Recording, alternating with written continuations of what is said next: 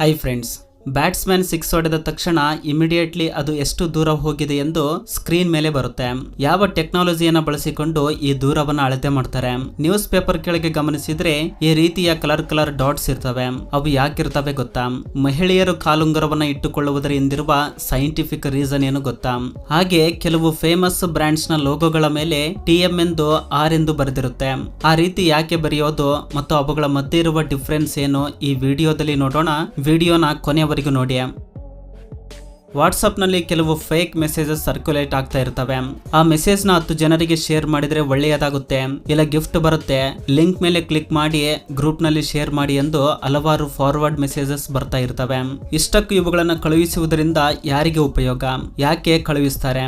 WhatsApp ಏನಾದ್ರೂ ಅವರಿಗೆ ದುಡ್ಡು ಕೊಡುತ್ತಾ? ನೀವು ಗಮನಿಸಿದ್ರೆ ಈ ರೀತಿಯ ಕೆಲವು ಫಾರ್ವರ್ಡ್ ಮೆಸೇಜಸ್ ನಲ್ಲಿ ಖಂಡಿತ ಈ ರೀತಿಯ ಕೆಲವು ಲಿಂಕ್ಸ್ ಇರ್ತವೆ. ಆ ಲಿಂಕ್ಸ್ ನ ಮೇಲೆ ಕ್ಲಿಕ್ ಮಾಡಿ ಎಂದು ಹೇಳ್ತಾರೆ. ಆ ಲಿಂಕ್ ನ ಕ್ಲಿಕ್ ಮಾಡೋದ್ರಿಂದ ನಮ್ಮ ಫೋನ್ ಅಥವಾ ವಾಟ್ಸಪ್ ಅಕೌಂಟ್ ಹ್ಯಾಕ್ ಮಾಡುವ ಅವಕಾಶ ಇರುತ್ತೆ. ನಮ್ಮ ಡಾಟಾವನ್ನ ಕಲೆಕ್ಟ್ ಮಾಡೋದಕ್ಕೆ ಈ ಲಿಂಕ್ ನ ಬಳಸ್ತಾರೆ. ತುಂಬಾ ಜನ ಅವರು ಕೊಡುವ ಆಫರ್ಸ್ ಗೆ ಅಟ್ರಾಕ್ಟ್ ಆಗಿ ಈ ಲಿಂಕ್ ಮೇಲೆ ಕ್ಲಿಕ್ ಮಾಡ್ತಾರೆ. ಅವರ ಫೋನ್ ಹ್ಯಾಕ್ ಆಗಿದೆ ಅಂತಾನೆ ಕೆಲವು ಜನರಿಗೆ ಗೊತ್ತೇ ಆಗುವುದಿಲ್ಲ. ಈ ಹ್ಯಾಕಿಂಗ್ ಮೂಲಕ ನಮ್ಮ ಇನ್ಫಾರ್ಮೇಶನ್ ನ ಬಳಸಿಕೊಂಡು ಎಷ್ಟೋ ಫ್ರಾಡ್ಸ್ ನ ಮಾಡಲಾಗುತ್ತೆ. ಹಾಗೂ ಇನ್ನು ಕೆಲವರು ಫೋಟೋಸ್ ನ ಬಳಸಿಕೊಂಡು ವಾಟ್ಸಪ್ ನ ಅಡ್ವರ್ಟೈಸ್ಮೆಂಟ್ ಗೋಸ್ಕರ ಬಳಸಿಕೊಳ್ತಾರೆ. ಅಷ್ಟು ಬಿಟ್ರೆ ಈ ರೀತಿಯ ಫಾರ್ವರ್ಡ್ ಮೆಸೇಜಸ್ ನ ಸೆಂಡ್ ಮಾಡುವುದರಿಂದ ಯಾರಿಗೂ ಉಪಯೋಗ ಇರುವುದಿಲ್ಲ. ವಾಟ್ಸಪ್ ಅವರಿಗೆ ದುಡ್ಡು ಕೊಡುವುದಿಲ್ಲ. ನಾವೇ ಮೋಸ ಹೋಗಿ ಏನ್ ಮೆಸೇಜ್ ಬಂದ್ರು ಆಲೋಚನೆ ಮಾಡದೆ ಬೇರೆಯವರಿಗೆ ಫಾರ್ವರ್ಡ್ ಮಾಡ್ತೇವೆ. ಈ ಫಾರ್ವರ್ಡ್ ನ ಕಡಿಮೆ ಮಾಡಲು ಆಗಿನ ಟೈಮ್ ನಲ್ಲಿ ವಾಟ್ಸ್ಆಪ್ ಮೆಸೇಜ್ ನ ಒಂದೇ ಸಲ ಕೇವಲ 5 ಜನರಿಗೆ ಮಾತ್ರ ಫಾರ್ವರ್ಡ್ ಮಾಡಬಲ್ಲ ಆಪ್ಷನ್ ನ ತೆಗೆದುಕೊಂಡು ಬಂದಿತ್ತು.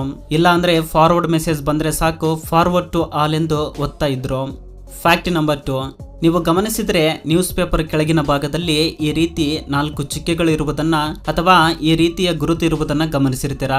ಇದು ಡೆಕೋರೇಷನ್ ಗೋಸ್ಕರ ಅಥವಾ ಸುಮ್ಮನೆ ಹಾಗೆ ಇಟ್ಟಿರ್ತಾರೆ ಎಂದು ಕೆಲವು ಜನರಿಗೆ ಡೌಟ್ ಬಂದಿರುತ್ತೆ. ನಮ್ಮೆಲ್ರಿಗೂ ಗೊತ್ತು, ಒಂದು ಟೈಮ್ ನಲ್ಲಿ news papers black and white colour ನಲ್ಲಿ ಪ್ರಿಂಟ್ ಆಗ್ತಾ ಇದ್ವು. ಕಾಲಕ್ರಮೇಣ ಡಿಫ್ರೆಂಟ್ ಕಲರ್ಸ್ ನಲ್ಲಿ ಪ್ರಿಂಟ್ ಆಗುವುದಕ್ಕೆ ಸ್ಟಾರ್ಟ್ ಆಗ್ತವೆ. ಹಾಗಾದ್ರೆ ನಮ್ಮೆಲ್ರಿಗೂ RGB ಬಗ್ಗೆ ಗೊತ್ತಿರುತ್ತೆ. ಕಲರ್ಸ್ ನಲ್ಲಿರುವ ಪ್ರೈಮರಿ ಕಲರ್ಸ್ ನ RGB ಎಂದು ಕರೀತಾರೆ. ರೆಡ್, ಗ್ರೀನ್ ಅಂಡ್ ಬ್ಲೂ ಎಂದು ಅರ್ಥ. ಆದ್ರೆ ಸಿಮಿಲರ್ ಆಗಿ ಈ ರೀತಿಯ ಕಲರ್ಸ್ ಪ್ರಿಂಟರ್ ನಲ್ಲಿ ಇರುತ್ತೆ. ಈ ಪ್ರಿಂಟರ್ ನಲ್ಲಿ 4 ಮೇನ್ ಕಲರ್ಸ್ ಇರ್ತವೆ. ಅವುಗಳನ್ನ CM YK ಎಂದು ಕರೀತಾರೆ. C ಅಂದ್ರೆ ಸಯಾನ್, M ಅಂದ್ರೆ ಮಜೆಂಟಾ, Y ಅಂದ್ರೆ ಯೆಲ್ಲೋ, K ಅಂದ್ರೆ ಬ್ಲಾಕ್ ಎಂದು ಅರ್ಥ. ಅತ್ಯಂತ ಹೆಚ್ಚು ಜನಸಂಖ್ಯೆ ಇರುವ ನಮ್ಮ ದೇಶದಲ್ಲಿ ನ್ಯೂಸ್ ಪೇಪರ್ ಪ್ರಿಂಟಿಂಗ್ ತುಂಬಾ ವೇಗವಾಗಿ ನಡೆಯುತ್ತೆ. ಒಂದು ಪ್ರಿಂಟಿಂಗ್ ಮಷಿನ್ ಸರಿ ಸುಮಾರು ಗಂಟೆಗೆ 90,000 ನ್ಯೂಸ್ ಪೇಪರ್ಸ್ ನ ಪ್ರಿಂಟ್ ಮಾಡುತ್ತೆ. ಆದುದರಿಂದ ಪ್ರಿಂಟಿಂಗ್ ನಲ್ಲಿ ಮಿಸ್ಟೇಕ್ಸ್ ಬರುವ ಚಾನ್ಸಸ್ ಹೆಚ್ಚಾಗಿರುತ್ತವೆ. ಬ್ಲರ್ ಆಗಿ ಬರುವುದು, ಸರಿಯಾಗಿ ಅಕ್ಷರಗಳು ಪ್ರಿಂಟ್ ಆಗದೆ ಇದ್ರೆ ಇಡೀ ಪ್ರಿಂಟಿಂಗ್ ಎಲ್ಲ ವೇಸ್ಟ್ ಆಗುತ್ತೆ. ಪ್ರತಿಯೊಂದು ಪೇಪರ್ಸ್ ನ ಚೆಕ್ ಮಾಡೋದು ಇಂಪಾಸಿಬಲ್. ಅದಕ್ಕೋಸ್ಕರ ಈ 4 ಡಾಟ್ಸ್ ನ ಪೇಪರ್ ನಲ್ಲಿ ಮೊದಲು ಪ್ರಿಂಟ್ ಮಾಡಲಾಗುತ್ತೆ. ಆ 4 ಡಾಟ್ಸ್ ಕರೆಕ್ಟ್ ಆಗಿ ಪ್ರಿಂಟ್ ಆಗಿದ್ರೆ ಪ್ರಿಂಟಿಂಗ್ ಸರಿಯಾಗಿ ನಡೆಯುತ್ತಿದೆ ಎಂದು ಅರ್ಥ. ಒಂದು ವೇಳೆ ಆ ಡಾಟ್ಸ್ ಓವರ್ಲ್ಯಾಪ್ ಆದ್ರೆ ಅಥವಾ ಬ್ಲರ್ ಆಗಿ ಬಂದ್ರೆ ತಕ್ಷಣ ಪ್ರಿಂಟಿಂಗ್ ನ ನಿಲ್ಲಿಸ್ತಾರೆ. ಒಂದೊಂದು ಸಲ ಈ 4 ಡಾಟ್ಸ್ ಪ್ಲೇಸ್ ನಲ್ಲಿ ಈ ರೀತಿ CM YK ಲೋಗೋವನ್ನ ಪ್ರಿಂಟ್ ಮಾಡಲಾಗುತ್ತೆ. ಫ್ಯಾಕ್ಟ್ ನಂಬರ್ 3, ನೀವು ಕೆಲವು ಫೇಮಸ್ ಬ್ರ್ಯಾಂಡ್ಸ್ ನ ಲೋಗೋ ಮೇಲೆ ಈ ರೀತಿಯ TM ಎಂದು ಮತ್ತು R ಎಂದಿರುವುದನ್ನ ನೋಡಿರ್ತೀರಾ. ಅವುಗಳ ಅರ್ಥವೇನು ಮತ್ತು ಇವೆರಡಕ್ಕೂ ಇರುವ ಡಿಫರೆನ್ಸ್ ಏನು ಈಗ ನೋಡೋಣ.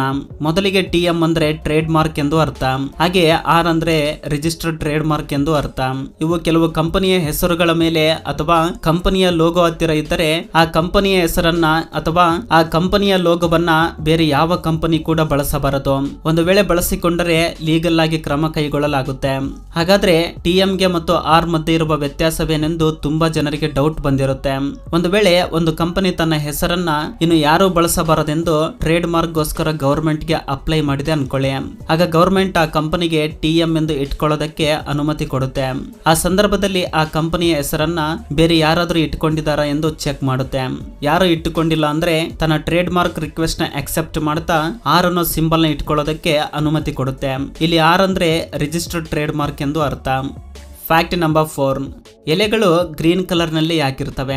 ಎಲೆಗಳಲ್ಲಿ ಕ್ಲೋರೋಫಿಲ್ ಅನ್ನೋ ನ್ಯಾಚುರಲ್ ಪಿಗ್ಮೆಂಟ್ ಇರುತ್ತೆ. ಅದು ಸ್ವತಃ ಗ್ರೀನ್ ಕಲರ್ ನಲ್ಲೇ ಇರುತ್ತೆ. ನಮಗೆ ಗೊತ್ತು, ಸೂರ್ಯನಿಂದ ಬರುವ ಕಾಂತಿಯಲ್ಲಿ 7 ಬಣ್ಣಗಳು ಇರುತ್ತವೆ. ಆ 7 ಬಣ್ಣಗಳು ತನ್ನದೇ ಆದ ವೇವ್ ಲೆಂತ್ ನ ಹೊಂದಿರುತ್ತವೆ. ಈ ಕ್ಲೋರೋಫಿಲ್ ಪಿಗ್ಮೆಂಟ್ ಮಾತ್ರ ಲಾಂಗ್ ಮತ್ತು ಶಾರ್ಟ್ ವೇವ್ ಲೆಂತ್ಸ್ ನ ಮಾತ್ರ ಅಬ್ಸರ್ವ್ ಮಾಡಿಕೊಳ್ಳುತ್ತೆ. ಅಂದ್ರೆ ಸೂರ್ಯನ ಕಾಂತಿಯಲ್ಲಿರುವ 7 ಬಣ್ಣಗಳಲ್ಲಿ ವೈಲೆಟ್, ಇಂಡಿಗೋ, ಬ್ಲೂ ಮತ್ತು ಯೆಲ್ಲೋ, ಆರೆಂಜ್, ರೆಡ್ ಕಲರ್ಸ್ ಗಳನ್ನ ಗಳನ್ನ ಅಬ್ಸರ್ವ್ ಮಾಡಿಕೊಳ್ಳುತ್ತೆ. ಆದ್ರೆ ಮಿಡಲ್ ವೇವ್ ಲೆಂತ್ ನ ಹೊಂದಿರುವ ಗ್ರೀನ್ ಕಲರ್ ನ ಮಾತ್ರ ರಿಫ್ಲೆಕ್ಟ್ ಮಾಡುತ್ತೆ.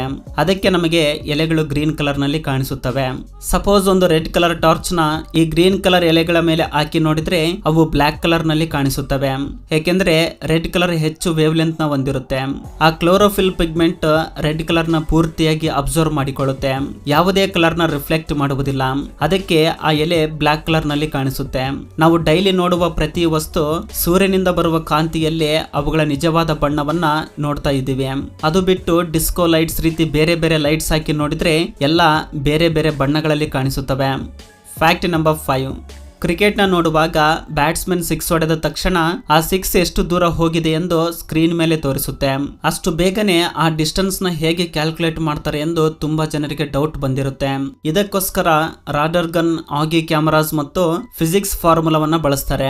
ಇದಕ್ಕೋಸ್ಕರ ಬಳಸುವ ಸೈಂಟಿಫಿಕ್ ಮೆಥಡ್ ಹೆಸರು ರೇಂಜ್ ಆಫ್ ಪ್ರೊಜೆಕ್ಟೈಲ್. ಈ ಮೆಥಡ್ ನಲ್ಲಿ 2 ಫಾರ್ಮುಲಾಗಳನ್ನ ಬಳಸ್ತಾರೆ.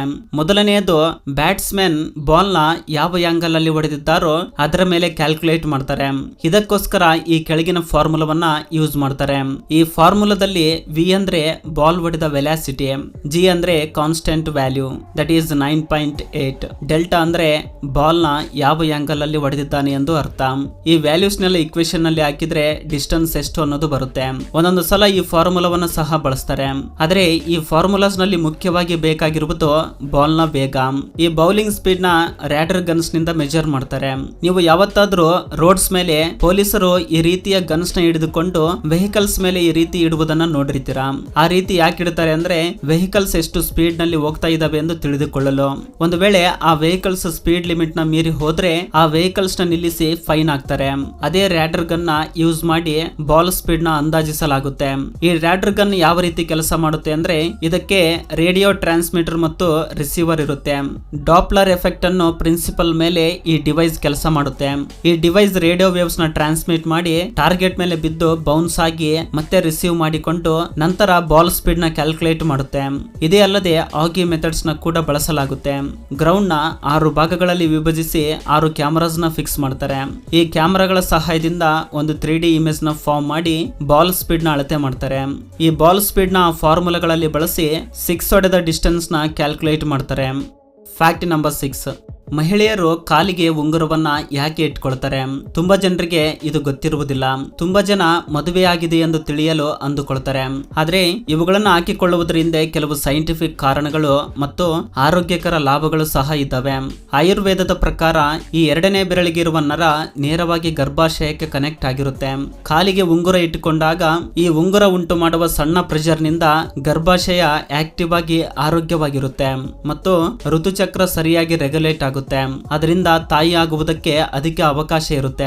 ಅಷ್ಟೇ ಅಲ್ಲದೆ ಪೀರಿಯಡ್ಸ್ ಸಮಯದಲ್ಲಿ ಹೆಚ್ಚು ಪೇನ್ ಬರದಂತೆ ಇರಲು ಸಹಾಯ ಮಾಡುತ್ತೆ. ಅದಕ್ಕೆ ನಮ್ಮ ಪೂರ್ವಿಕರು ಇವುಗಳನ್ನ ಸಾಂಪ್ರದಾಯವಾಗಿ ಫಾಲೋ ಮಾಡ್ತಾ ಬಂದಿದ್ದಾರೆ. ಈ ರೀತಿಯ ಆಚಾರಗಳನ್ನ ನಿಮ್ಮ ದೊಡ್ಡವರು ಹೇಳಿದ್ರೆ ಅವುಗಳನ್ನ ತಪ್ಪದೆ ಪಾಲಿಸಿ. ಅವುಗಳ ಹಿಂದೆ ಯಾವುದಾದ್ರೂ ಒಂದು ಉಪಯೋಗ ಇದ್ದೇ ಇರುತ್ತೆ. ಇದು ಫ್ರೆಂಡ್ಸ್ ಈ ದಿನದ ವಿಡಿಯೋ. ಫ್ರೆಂಡ್ಸ್ ಈ ವಿಡಿಯೋದಿಂದ ಅಟ್ಲೀಸ್ಟ್ 1% ನಾಲೆಜ್ ಆದ್ರೂ ಸಿಕ್ಕಿದ್ರೆ ಈ ವಿಡಿಯೋಗೆ ಒಂದು ಲೈಕ್ ಮಾಡಿ ನಿಮ್ಮ ಫ್ರೆಂಡ್ಸ್ಗೆ ಶೇರ್ ಮಾಡಿ. ಹಾಗೆ ನಮ್ಮ ಚಾನಲ್ಗೆ ಸಬ್ಸ್ಕ್ರೈಬ್ ಮಾಡಿಕೊಂಡು ಸಪೋರ್ಟ್ ಮಾಡಿ. ಕೊನೆಯವರೆಗೂ ನೋಡಿದ್ದಕ್ಕೆ ಥ್ಯಾಂಕ್ಸ್ ಫಾರ್ ವಾಚಿಂಗ್.